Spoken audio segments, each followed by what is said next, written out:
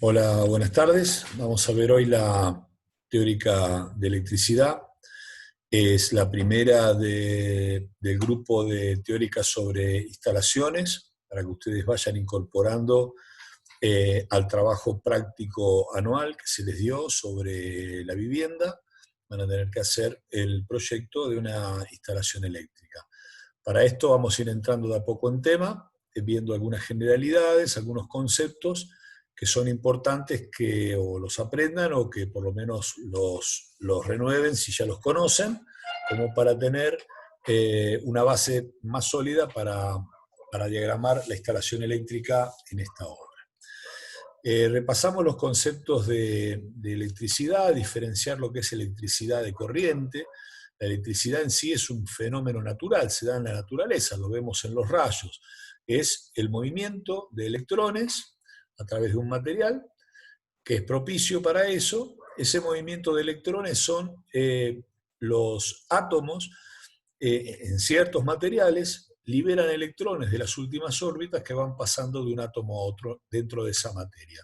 Ese flujo natural de electrones se lo denomina electricidad. La corriente eléctrica es lo mismo, pero confinado en un conductor, manejado por nosotros, dentro de un circuito. Es decir, cuando nosotros manejamos en un circuito la electricidad, lo que obtenemos es corriente.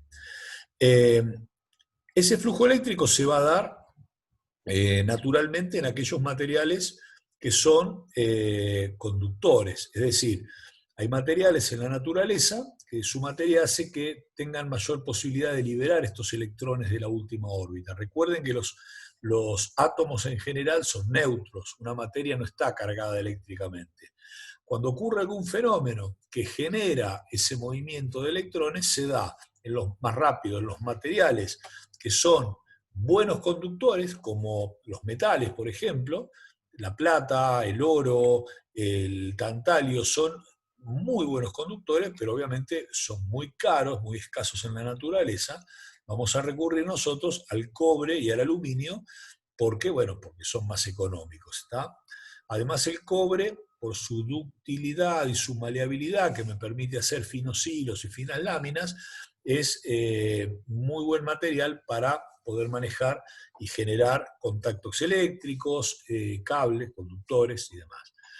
Eh, Lamentablemente el agua también es muy buena conductora de la electricidad y la mayoría de las veces genera problemas. ¿Está? Lo contrario a esto son los materiales que llamamos aislantes. En realidad ningún material es aislante 100%, pero bueno, por su propia naturaleza, son materiales que se oponen a esa liberación de electrones y nosotros los vamos a usar en instalaciones para poder aislar esta corriente y poder manejarla y que no pase a donde no queremos que pase, que por lo general es a las paredes, a las personas y demás. Y la madera, el vidrio, la porcelana sobre todo, la goma, el PVC, son materiales aislantes o malos conductores. Hoy la electricidad, bueno, no se los voy a contar, obviamente lo saben que el ser humano depende 100%, su vida actual y su estilo de vida depende de la electricidad. Hoy necesitamos esa electricidad para transformarla sobre todo en luz, en calor y en movimiento. Son los tres ejes básicos por lo cual nosotros transformamos esa energía en elementos que nosotros necesitamos para la vida cotidiana. Hoy no se concibe nada que no se, digamos, para poder fabricarlo, procesarlo, mantenerlo, congelarlo, todo está basado alrededor de la electricidad. Cualquier país desarrollado maneja su energía con seriedad, debería entrar o entra dentro de los planes estratégicos de cualquier país, cómo maneja su energía, la fabricación, la distribución, los lugares a donde se distribuye, con qué se genera esa energía eléctrica, eh, y sobre todo tener en cuenta que no es difícil ni generarla, ni transportarla, ni mucho menos usarla. Ser usuario de energía eléctrica es una tontería, ¿tá? Cualquiera lo hace. Ahora, nosotros como profesionales nos basamos en los pilares de la seguridad en las instalaciones eléctricas. Y esa seguridad son 5 puntos que tenemos que considerar. Piensen que la energía eléctrica como tal, si bien tiene de 1830 más o menos, son casi 200 años va a ser, la utilizamos como tal no hace tanto, hace 120 años más o menos, 130 años, pero a través de ese proceso de uso han ido mejorando, sobre todo para la seguridad, en la fabricación y la normalización de los materiales empleados. Todo eso va a hacer que hoy resulte práctico, cómodo y seguro usar, pero bueno, más de uno habrá tenido problemas eléctricos en sus pruebas. ¿Está? La normalización de materiales va a ser segura las instalaciones. Un conductor, poner un conductor en una obra nuestra, porque sea barato, sea de China o de donde venga, y que no esté normalizado, es gravísimo. Están atentando contra ustedes mismos. La posibilidad de generar incendios es muy alta. Entonces, todo tipo de material tiene que estar bajo normas. Desconfíen de los materiales baratos, y hay muchos. Tiene que cumplir todo el proceso eléctrico tiene que cumplir con las reglamentaciones.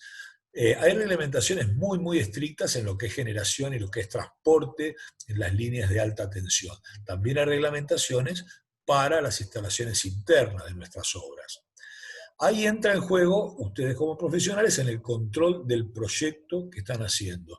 Hacer una buena instalación no es solamente iluminar bien una obra, es poner los tomacorrientes donde tienen que ir, es darle a los conductores las secciones que tienen que tener, es poner estratégicamente todos estos puntos de energía donde los necesitamos, no olvidarse de poner un toma fuera de la casa para poder enchufar la aspiradora para el auto, para lo que sea. Parecen tonterías, pero son cosas que después les van a ustedes a obligar a usar zapatillas, a usar alargues, a usar triples en los tomas, recargar líneas que no están capacitadas para eso. Entonces, un buen proyecto parte de ustedes mismos. Y después de quien lo hace. También tenemos que contratar gente que sea idónea, que sea profesional en su rubro, sea una empresa constructora o sea Juan, el electricista que ustedes conocen, tiene que saber hacer el trabajo. Piensen esto, a diferencia a lo mejor de otras instalaciones como el gas, donde Camusi hace por lo menos 2 inspecciones internas de las obras antes de darles el servicio, en la electricidad de una vivienda tipo no viene nadie a revisarles. Es decir, EDEA no se mete dentro de su casa, de la casa que están haciendo, de la obra que estén haciendo, pequeña me refiero, para controlar si los cables tienen la sección que dicen los planos, si están puestos a las alturas que tienen que ir. Eso es responsabilidad prácticamente de ustedes como profesionales. Por eso que el último punto, control de obra, es básico, es fundamental. ¿Cómo se produce la energía? La energía eléctrica de corriente alterna, que es la que nosotros estamos utilizando, se produce con el movimiento de una bobina generadora, que es un gran bobinado con un eje metálico, que al girar genera una inducción, carga de electrones al material, al cobre, y esos electrones que sobran van a ir de donde hay más electrones a donde hay menos. Entonces vamos a conducir ese flujo eléctrico a través de los conductores. ¿Cómo movemos la turbina? Bueno, podemos moverla de una forma muy primitiva, que es con una central termoeléctrica, es decir, generamos vapor calentando agua, como si fuera la vieja máquina de Watt de vapor, calentamos agua, generamos vapor, y ese vapor cuando sale a presión mueve las aspas de una turbina que al girar genera corriente. Para calentar el agua quemamos gas, derivados del petróleo o carbón. ¿Tá? Parece muy como antiguo esto, digamos, muy primitivo justamente, contaminante, ven ahí la chimenea, es la fuente de generación más grande de la Argentina y la que ha crecido en los últimos años, ahora lo vamos a ver. Otra forma de mover las turbinas es generando un flujo de agua por desnivel, es decir, la gravedad actuando en el agua, hacemos una represa, juntamos un montón de agua y por un desnivel la hacemos correr a través de esa turbina, y en ese salto, en la apertura de la turbina, al pasar el agua, va a mover las aspas de las turbinas generadoras. Necesitamos disponer de un gran volumen de agua y de una buena altura de diferencia de nivel para que el agua vaya más rápido y mueva mucho más a las turbinas. El Chocón Cerros Colorados es una obra emblemática de la Argentina en cuanto a producción eléctrica, y hay muchas en el norte, sobre el río Paraná y demás. Pero bueno, lamentablemente no han crecido lo suficiente. Otra forma de generar corriente es, volvemos al vapor, generamos vapor calentando agua, pero esta vez con una reacción provocada por la fusión nuclear. Las centrales de Atucha y Embalse, en Argentina, utilizan, digamos, la producción en sí misma no es una producción sucia, es decir, es una producción limpia, está confinado el material radiactivo, no contamina el agua al hacerla a vapor, no la contamina, ni mucho menos. El problema está en los residuos que eso genera. Una vez que ese material se gastó, sigue siendo radiactivo, sigue siendo contaminante, y el problema está dónde vamos a disponer esos residuos una vez que cumple su vida útil. O sea, el problema no está en la generación, sino está en el residuo, o estaría, si no pregúntenle a los japoneses en Fukushima, si todo ese contenedor hermético y controlado se llega a romper o a fisurar. Dos ejemplos nada más. Francia tiene 30 y pico de centrales nucleares funcionando a tope, han tenido algún accidente menor, es uno de los motores de Europa, los franceses, y se basan en su energía nuclear. Alemania, el principal productor de Europa, después de lo de Fukushima, dijo no queremos riesgos y cerraron sus centrales nucleares. Fue un plan de cierre progresivo de sus centrales nucleares y reemplazarlas por otro tipo de producción. Fue un proyecto súper ambicioso y los alemanes obviamente lo lograron. Creo que ya terminaron de cerrar todas, no hay ninguna en funcionamiento. Veamos las matrices de generación en los cuadros de abajo. Si vemos el de la izquierda, entre el gas, el combustible líquido derivado del petróleo y el carbón, tenemos el 60 y pico % de nuestra producción de energía en Argentina, de energía eléctrica, por termonuclear. Perdón, termoeléctrica. Y el otro, el 30%, sería la de la hidráulica. La nuclear no llega al 5%, si bien son datos un poco más viejos, y las renovables con menos del 1%. Si vemos el cuadro de la derecha, la línea amarilla es la nuclear. Ven que al final, sobre el 16, cuando se puso Embalse, tenemos ahí casi una duplicación de la cantidad de energía que se genera, pero sigue siendo mínima en el total de la energía producida. La hidráulica creció, estos son datos del 92 al 2006, en 24 años, y la que duplicó o casi triplicó es la térmica. Creo que esto, si bien es bueno porque se produce más energía, no es bueno en cuanto al tipo de generación eléctrica. Las alternativas, llamémosle eólicas, solares, hundomotriz y demás, aprovechando las mareas, aprovechando las olas, son proyectos que en otros lados están muy desarrollados, acá no tanto, y que bueno, que es parte de la tarea de ustedes quizá cambiar estas circunstancias. Esto, repito, está acorde a cada gobierno, hay planes para esto y depende mucho de la política. No hay cambios, este tipo de cambios no se generan sin un apoyo político importante. Todo lo producido se vuelca al sistema interconectado nacional, y si ven las ramas se parece mucho a los ferrocarriles que plantearon los ingleses para sacar nuestra mercadería del país, va todo hacia Buenos Aires, y las redes eléctricas también. Las grandes fábricas siguen estando alrededor de Buenos Aires. Bien, pasamos de la producción a la distribución a través de los tendidos de alta tensión, de 380.000 a 500.000 volt, tiene las líneas esas enormes que por ahí han visto en las rutas. Nosotros la electricidad la tenemos que elevar, el voltaje producido, elevarlo.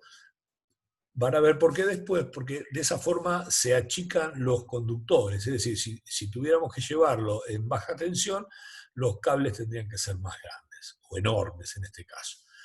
Se transporta casi en Argentina en 500.000 volts, y a medida que se va abriendo, ya empieza a distribuir esas líneas, van en lo que se llama la red de reparto, 132.000, y a medida que entran las ciudades, estamos en las líneas de media tensión, que son las que alimentan a los parques industriales, al puerto, las fábricas, y ya baja al llegar a nuestra obra, a los barrios, en baja tensión. A través de estaciones transformadoras, por ejemplo, la que está en Jare Colón, que es una que ustedes pueden ver, si algún día aprovechan y ven esos grandes módulos de hormigón, que son portones abiertos, van a ver los enormes transformadores que están ahí adentro, y llega en baja tensión, que sería 220 volt en monofásico y 380 volt en trifásico. Llega a través de estos conductores, y acá les quería mostrar en esta foto los dos sistemas que vamos a ver. En realidad son tres, el otro es el subterráneo, pero estos dos sistemas que están conviviendo, en los barrios se ha ido reemplazando, miren acá, los 4 conductores clásicos, que los vemos acá, que serían las 3 fases y el neutro, por un cable preensamblado, es como una trenza, que lo hace mucho más fuerte, mucho más resistente, que tener los 4 cablecitos sueltos, porque los cables sueltos con cualquier viento o una rama que cae, enseguida en los barrios se quedan sin luz. En cambio, desde que se reemplazaron o se van reemplazando por estos trenzados, deja de haber problemas de provisión en caso de temporales o vientos muy fuertes. Si ven en la foto de la derecha, estaban aprovechando acá materiales que son aislantes, está como la porcelana que, de estos rulitos, o el vidrio, por ejemplo. ¿Sí? Bien, los cables preensamblados o trenzados, y los 4 cablecitos, obviamente, estos son cables que están pelados, que no se tienen que tocar, no tienen aislación, no se tienen que tocar entre sí. Estos están aislados, y cuando tienen que darle el servicio, va un operario, cortan un sector, saca una fase y un neutro y les da luz, les da energía a los pilares de provisión.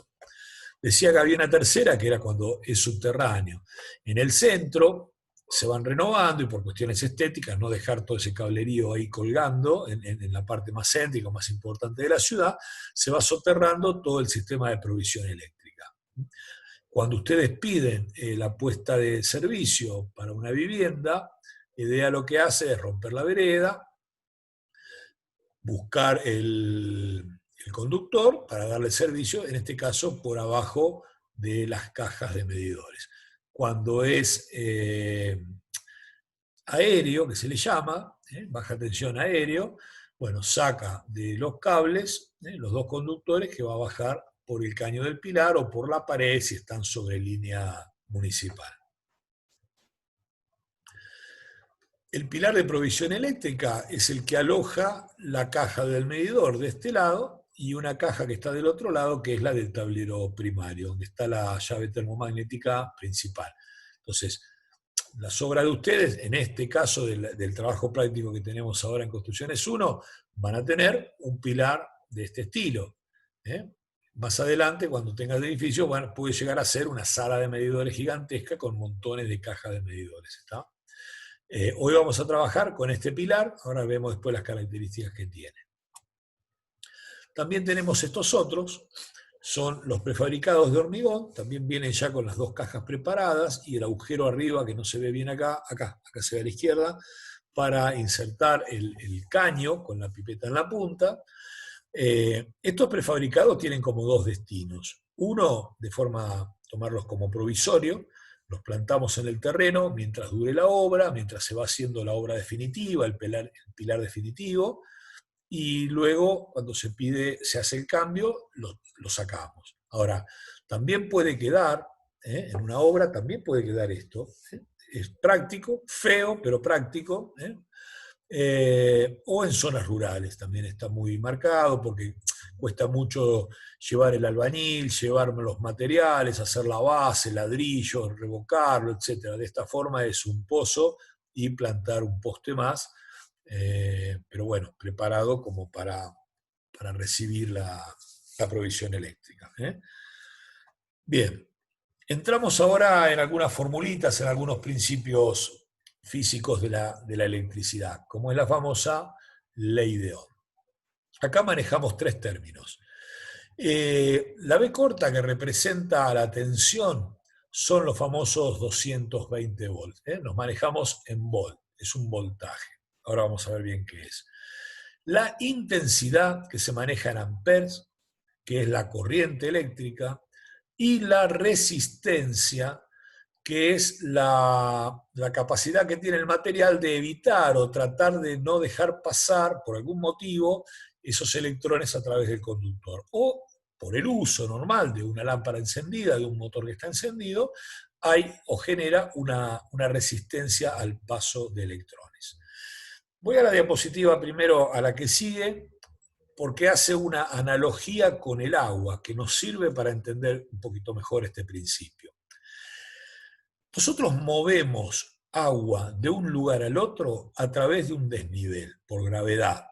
Entonces, lo que sería para nosotros una diferencia de nivel de agua, que va a ser que porque esta está más alta, el agua empieza a circular, acá en la electricidad sería la diferencia de potencial. Es decir, el lugar donde están los electrones que están sobrando al lugar donde está en neutro o está faltando, donde hay una demanda de electrones. Esa fuerza, ese empuje que está haciendo el agua, es la diferencia de potencial, es el voltaje. ¿Se entiende? Es decir, cuanto yo mayor voltaje tenga, es como que si acá tuviéramos mayor cantidad de agua o un desnivel más grande de agua. El flujo, la cantidad de agua que va a correr por ese caño va a ser mayor. Si yo en lugar de tener 220 tengo 380 volts, el empuje que genera los electrones unos contra otros para avanzar sería mayor. ¿Tá? Conceptualmente, el empuje, la diferencia de nivel es la diferencia de potencial y está en volt. Ese fluido que corre, la cantidad de agua que está pasando por el caño es la corriente, es la cantidad de electrones que están pasando por el conductor.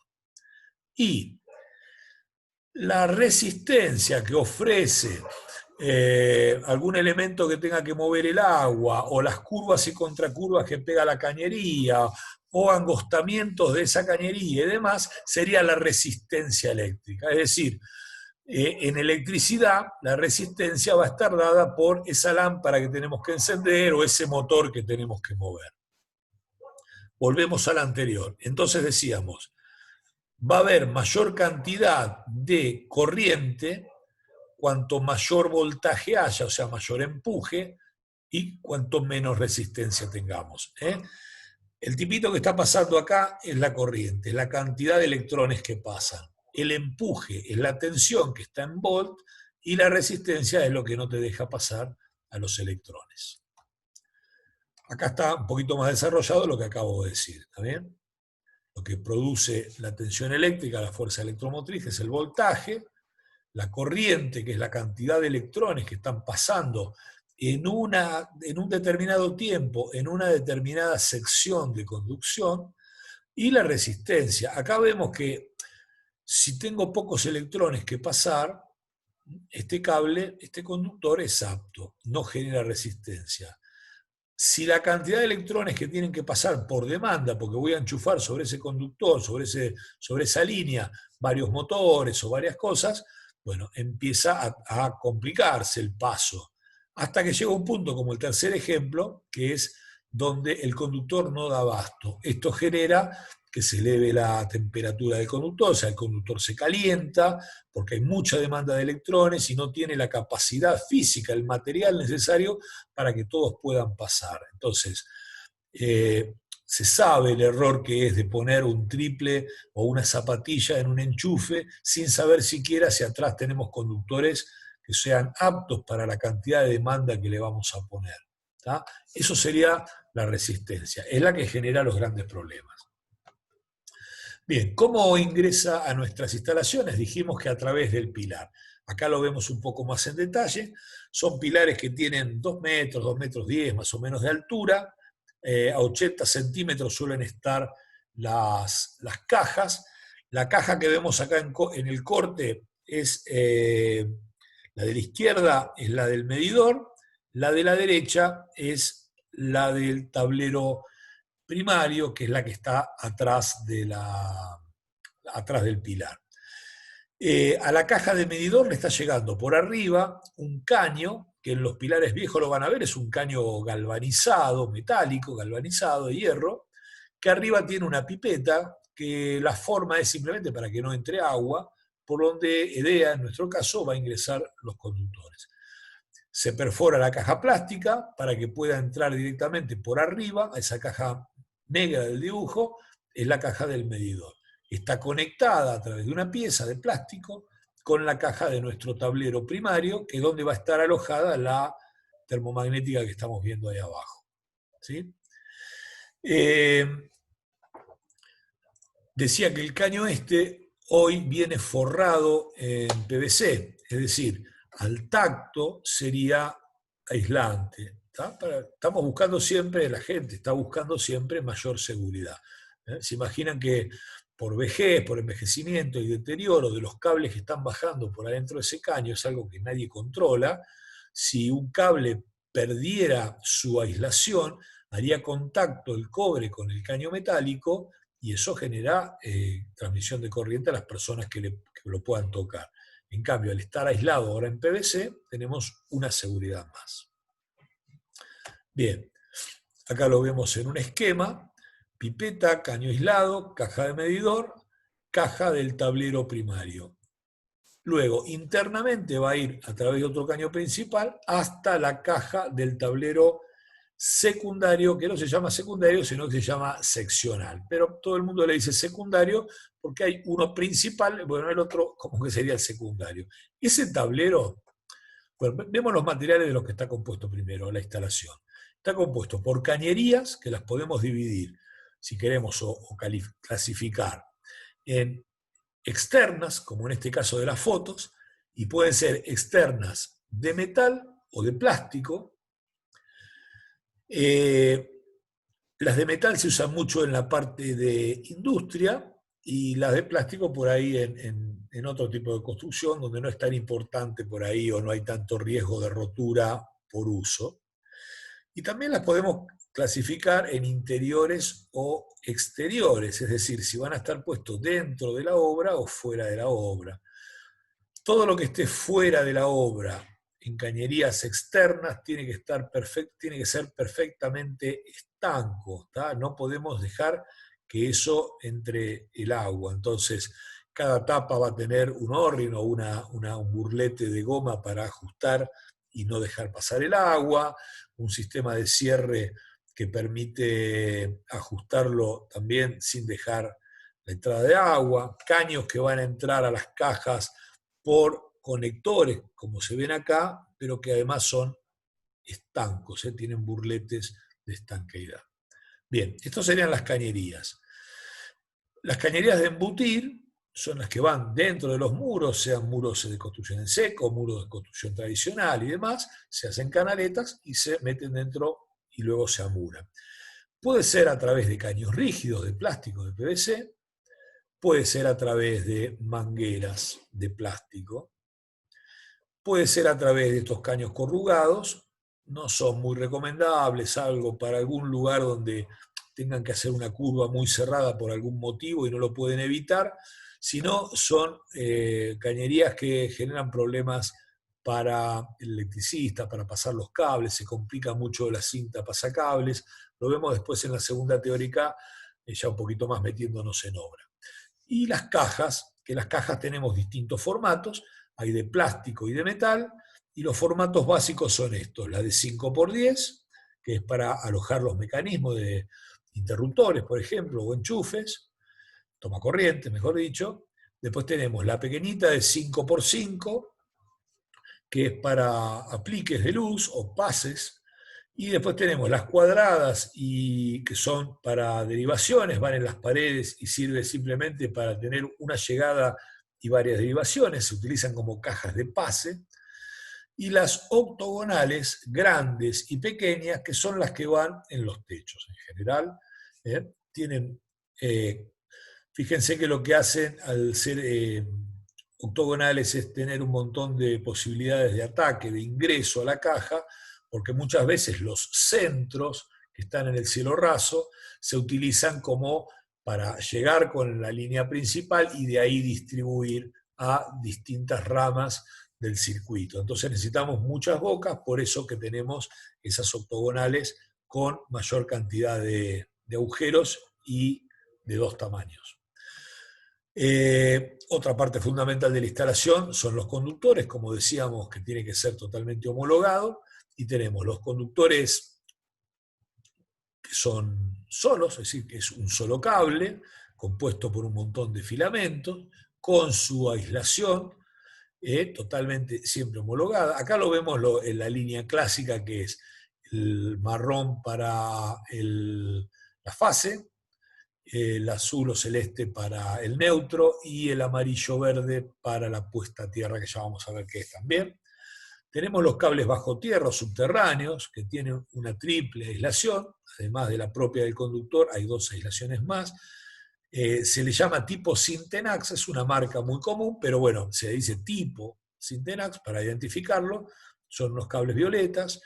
Son cables que permiten estar en presencia de humedad del suelo sin necesidad de ponerlos dentro de una cañería, con la condición de que los empalmes no pueden ser como nosotros empalmamos estos cables, es decir, enroscando el cobre y poniéndole una cinta aisladora.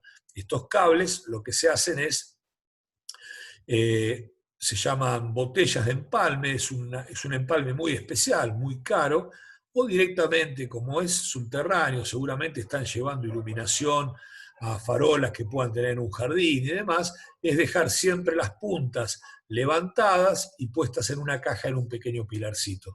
Pilar que puede ser a la vez la base de dichas farolas. Lo que no se debe usar para instalaciones internas son los cables que le llaman tipo taller, que son los alargues que conocemos.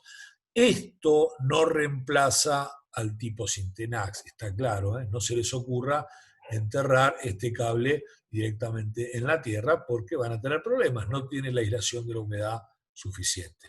Hay dos cuadritos con la sección del cable, es decir, acá en realidad le falta, serían milímetros cuadrados de sección y milímetros reales del cable exterior.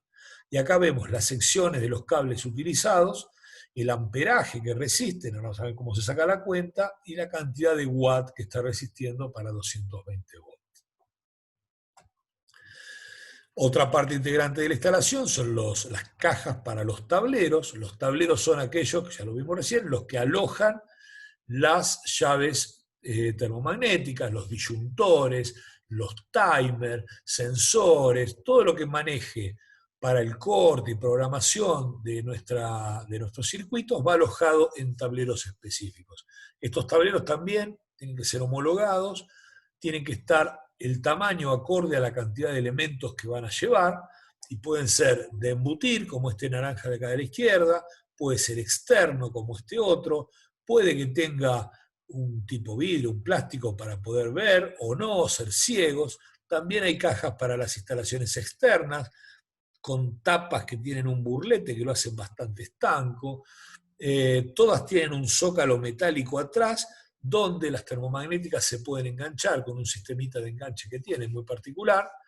Pero bueno, lo más importante es dónde van a poner estos tableros. El tablero seccional o secundario, como le llamamos, es el que está dentro de la casa. Tiene que estar en un lugar accesible, de fácil llegada, pero también tampoco puede ser algo que sea súper protagónico en el medio de la pared al lado del televisor. ¿Está? Entonces, el lugar que elijan para ponerlo tiene que ser un lugar de fácil acceso, pero que esté un poco oculto a la vista de todos los días. Bien, con esto terminamos la primera parte. Pasamos luego En la segunda la vamos a dar en vivo con Esteban en la próxima clase.